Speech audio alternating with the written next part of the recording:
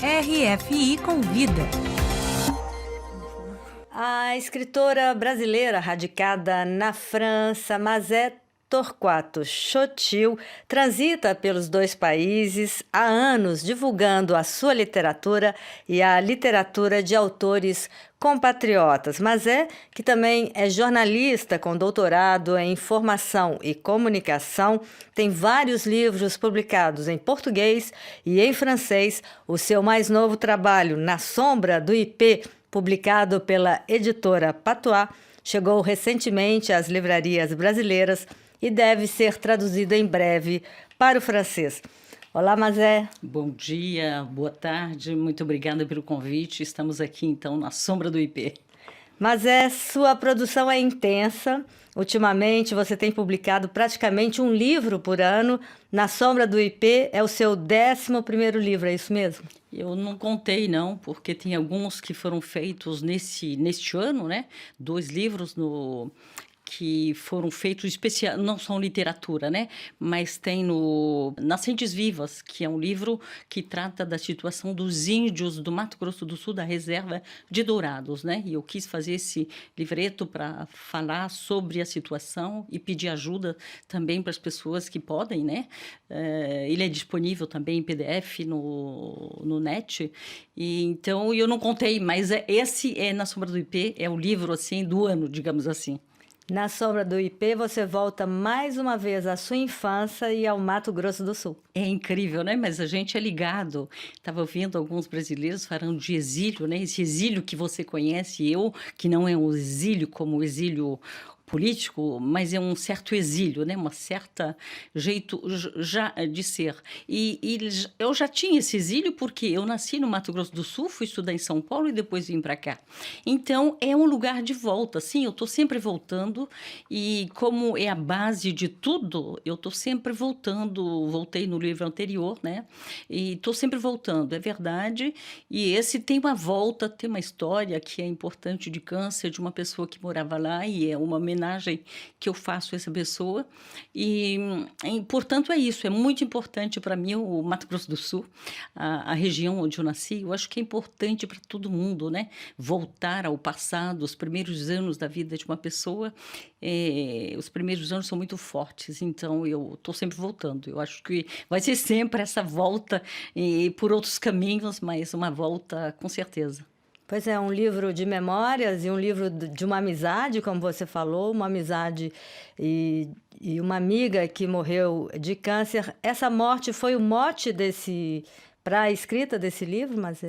Eu acho que sim. Eu tive um câncer também, câncer de mama, em 2020, e eu aproveitei essa história, um câncer de mama que é controlado, né, com as pessoas, a gente com mais de 60 anos, tem sim essa história, tem que ter cuidado com na prevenção, né? E eu tive o câncer que foi curado e tal, operei, essas coisas todas, mas foi um momento que me deu, eu lembrei dessa morte da amiga que aconteceu há muitos anos atrás, mais de 20 anos, né? E aproveitei esse tema do câncer, esse tema para voltar, para escrever essa história. Ela tem muito de volta da minha história. Eu acho que a gente conta coisas sempre com, né, com o que a gente é, né, o interior, essas tripas. Mas, então, aproveitei essa história para falar sobre câncer, para falar sobre a necessidade de fazer esses controles, né? Quando a gente é mulher, com mais de 60 homens, os homens também, aliás, né? E aproveitei para escrever essa história que é literatura, mas que tem, né, essa história dessa amiga, a segunda parte é as memórias dela, que entra na história, ela é que fala, e eu não conheci muito porque estive aqui, tem 37 anos que eu vivo aqui, então não tive muito contato com uma história dos últimos tempos dela, mas é um câncer que era, no passado também, o câncer era alguma coisa que se curava com mais dificuldade, né? E depende também de câncer, né? O dela estava em estado avançado e ela terminou desaparecendo, partindo por isso. E então eu aproveitei isso e vamos fazer literatura e as coisas aconteceram assim, nessa pegada desses 2 cânceres e de outros que eu também relato, né? No livro, outros cânceres de pessoas queridas.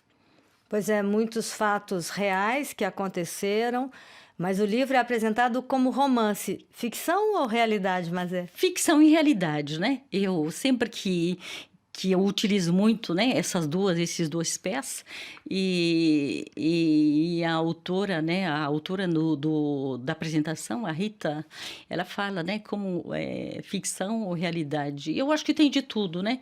A gente aproveita a realidade para ficcionar. Então, eu acho que tendo sido jornalista, né, tendo essa preocupação com uma certa verdade, utilizar essa verdade para depois utilizar a literatura para ir para o outro lado, né? Que mentira, entre aspas, né? E como dizia João Manuel de Barros, dessa região lá do Mato Grosso do Sul, o que ele não inventava não era verdade, né? Então, eu acho que é importante. Para mim é isso. São as duas coisas, mas tem muito de literatura, porque a segunda parte, por exemplo, é completamente inventada, se a gente pode se dizer ficcionada. assim. É ficcionada, né? Porque eu eu imaginei, né, tudo aquilo. A primeira parte tem mais de verdade da história de câncer, como é que acontece, como é tratado aqui, e como não foi, talvez, tratado lá, né? Porque a gente sabe, os grandes centros brasileiros são bem equipados, né? O interior do país, como o Mato Grosso do Sul, os lugares são menos equipados. Por exemplo, onde ela morava, onde eu nasci, são 70 quilômetros de um hospital que pode ter gente especializada no tratamento de câncer. Mas com esse título, Na Sombra do Ipê, é impossível não lembrar de O Meu Pé de Laranja Lima. Foi uma inspiração? Olha, eu não pensei nisso, não. Eu pensei no IP porque no IP, na minha criancice, era o que eu via, né? Quando os colonizadores chegaram lá para derrubar aquela mata toda, né? No sul do Mato Grosso do Sul, naquela região da Cante, Colônia Agrícola Nacional de Dourados, tinha muitos ipês roxos e amarelos. Eu gosto mais do amarelo.